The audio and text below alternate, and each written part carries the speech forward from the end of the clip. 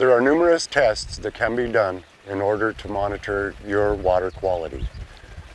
First of all, we are concerned with ammonia and nitrites, a byproduct of fish waste and organic matter that naturally works its way into your pond. We must monitor this at all times on a regular basis. I'd like to start with a nitrite test, which is quite simple. The kit can be purchased at your local pond store. It is critical. First, a water sample will be taken of the pond. We must get to the line. That's a bit of a challenge at times. Call that good. 5 drops. Last one always wants to get away. Don't let it loose. In a short while, we'll be able to compare this sample to the chart. In the meantime, we'll go ahead and do an ammonia test. Quite simple, however, this does take 2 parts. Done in the same fashion. Water sample taken. Back down to the line. That's pretty good. Do note bottle 1.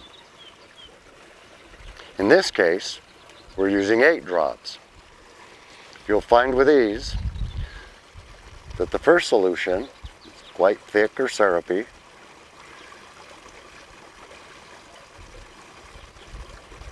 Again, 8 drops. Don't let the last one get away. Now, solution 2, quite liquidy.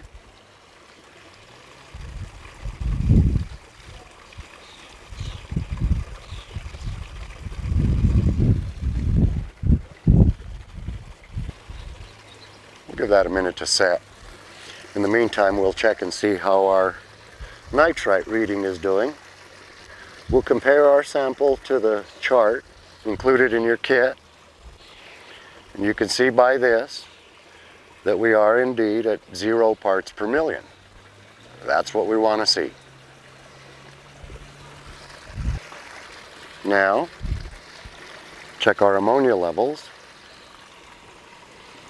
Also here, you'll see that it's yellow. Progressively green would indicate levels of ammonia. This also is a 0 parts per million and is a good test. This is what we work for. This is why we monitor. That might indicate that there is adequate biologic media or life in the pond. We are, and probably always will be, what might be considered a bit overpopulated. Okay? Part of doing a rescue program. Another test that could be done or should be done is essential is a pH test. I prefer a pen which can be calibrated and will remain more accurate than the interpretation that you might make off of a dipstick or the same type of test that we used for the ammonia and nitrite. Safe levels for the fish are considered to be from a 6.8 to an 8.0.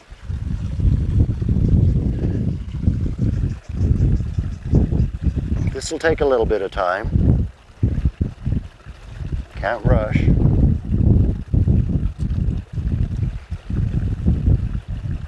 Many American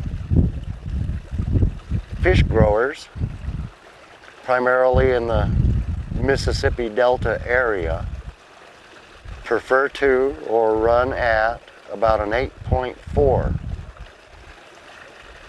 Very typical of our own water in this area. Japanese growers, however, will keep their ponds about a 7.2, 7.0. This pond has not been treated in order to maintain pH levels naturally at a 7.9.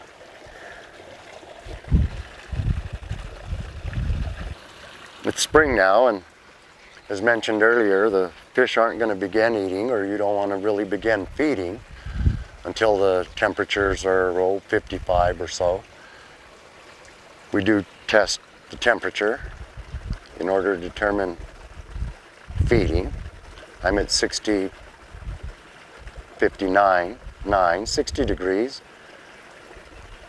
The fish have been fed for approximately 3 weeks now, beginning with Cheerios, which are very low pollutants, gentle on their sleepy digestive system. Also help not to overload what is also a sleepy biological system at that time.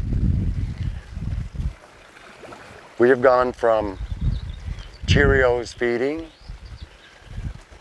and are currently on a medicated food program, help to eliminate any internal parasites on the fish, allowing them to more readily take advantage of the food that they are given.